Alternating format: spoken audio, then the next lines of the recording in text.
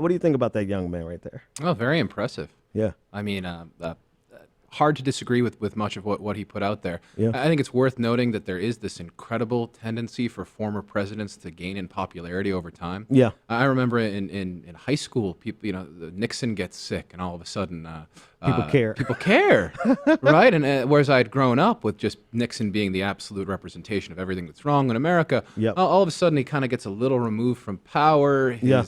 You forget, or at least there's stuff that happens in the middle, and it sort of fades away. I mean, Bush was an affable guy, and Yeah. that's to say nothing positive about his Policies, but just, yeah. But he's an affable guy, so if you kind of forget that he completely destroyed the world, he's he's the guy you want to have a beer with, right? Right, Or right. ironically. Even still, yeah, Sure. Likable guy, but some of the most likable men, but have been some of the most devastating. Oh, for sure. People in world history, and George Bush is up there. Right, and we shouldn't mistake Trump's unlikableness, which is infinite. It's whatever. It's incalculable, right? Yeah. For the damage that Bush did, the odds to my mind. I hope what I'm saying right now is true.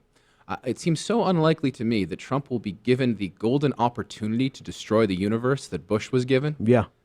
In order to do equal damage. Yeah. It's already been done. It's been done. You can't go back and destabilize the balance between Iraq and Iran.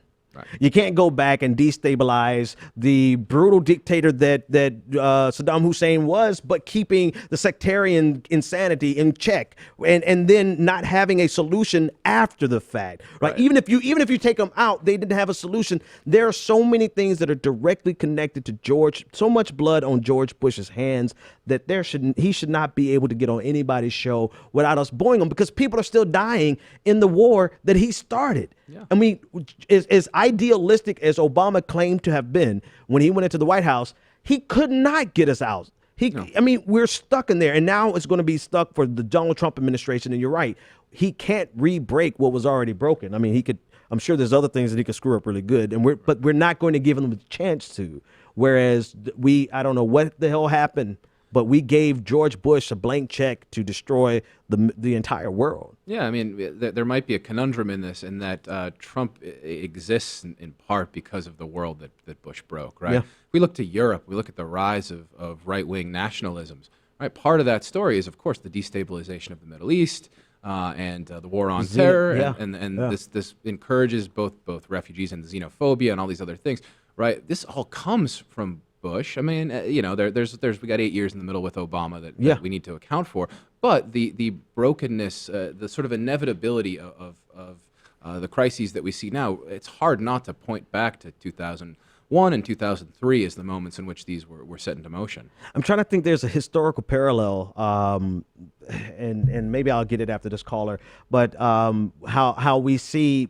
Looking in hindsight, we see that this individual actually was a person that changed the world. Actually, I think it was Archduke Ferdinand, Ferdinand, and the assassin who actually ended up being the person to kill him out of all the assassins that showed up, and how this one guy who was, for all intents and purposes, insignificant, has the most impactful influence on world history.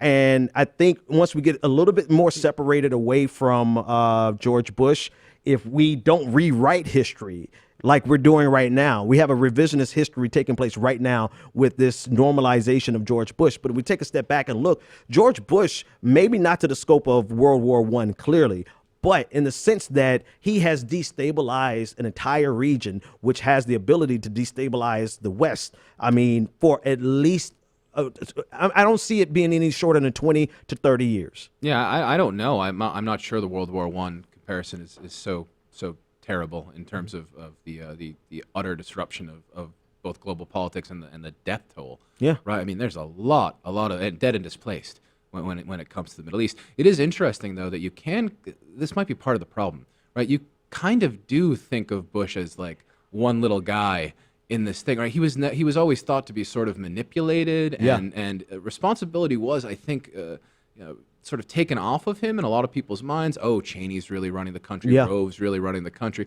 And I wonder if there's not a hangover effect from that, in which we spent all this time saying, oh, he's not the president. He's not the president. These guys are running it. Wolfowitz is running it. Cheney is running it. Good. That, Good you point. know, now it's so We've far back. absolved him. We absolved him, right? Yeah. It's kind of, you know, back, you know, he'd have his debates and he would, you know, not keel over and die in the middle of it, right? He'd speak English. It would make sense. And, oh, he won the debate. He beat Kerry, right? Exactly what we're doing with Trump now. Well, right. This is a dangerous thing to start setting up.